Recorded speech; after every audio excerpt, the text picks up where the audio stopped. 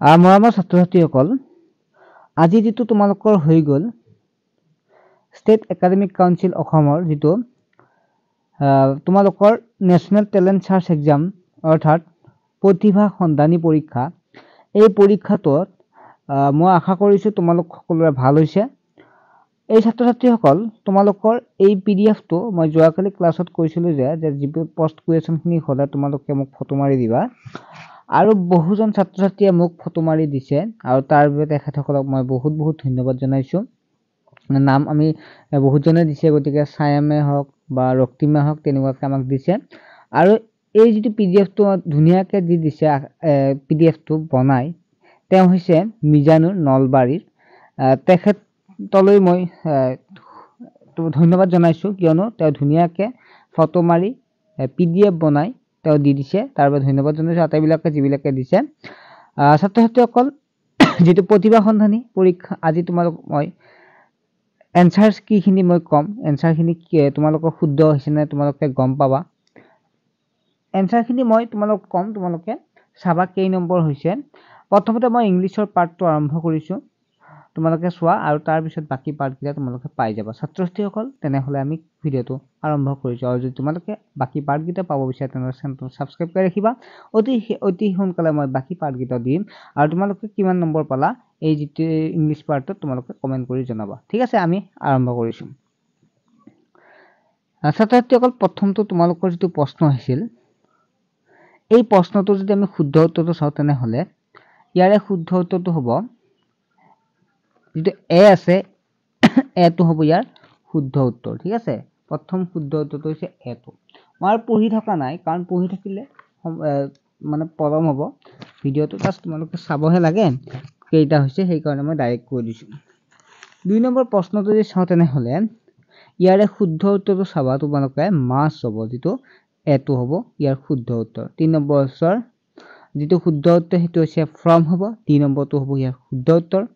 4 নম্বৰটো যদি চাওঁ তেনেহ'লে 4 নম্বৰৰ শুদ্ধ উত্তৰ চাওঁ তেনেহ'লে বিটো হ'ব এট, যিটো আছে এই এটটো হ'ব ইয়াৰ শুদ্ধ উত্তৰ।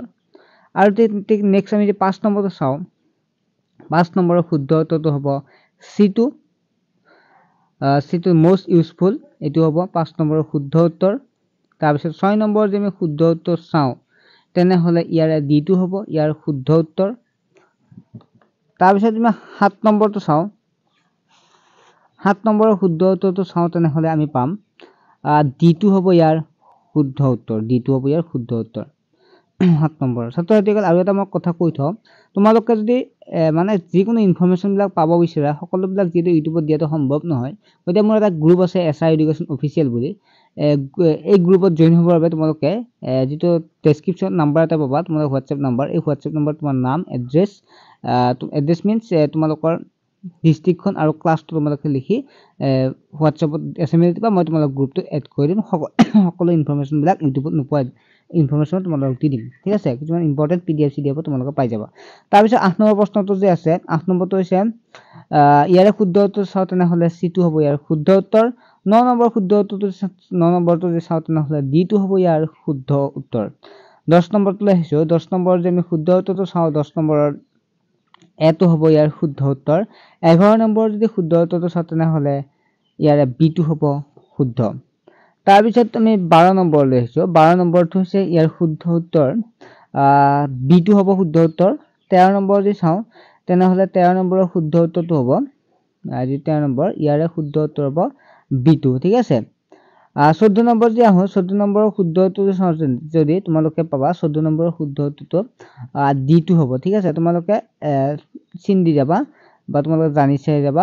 15 নম্বৰ শুদ্ধ উত্তৰটো চাওঁ জানে, 15 নম্বৰৰ শুদ্ধ উত্তৰটো হ'ব ইয়াৰে বিটো হ'ব ইয়াৰ শুদ্ধ উত্তৰ। ঠিক আছে, 16 নম্বৰটো আহিছোঁ, 16 নম্বৰ যদি আমি শুদ্ধ উত্তৰ চাওঁ তেনেহ'লে কি হ'ব, ইয়াৰে 16 নম্বৰ শুদ্ধ উত্তৰটো হ'ব এটো হ'ব 16ৰ শুদ্ধ উত্তৰ। 17 নম্বৰ যদি চাওঁ, 17 নম্বৰৰ শুদ্ধ উত্তৰটো হ'ব ইয়াৰে যিটো 17 নম্বৰৰ বিটো আছে, বিটো হ'ব ইয়াৰ শুদ্ধ উত্তৰ।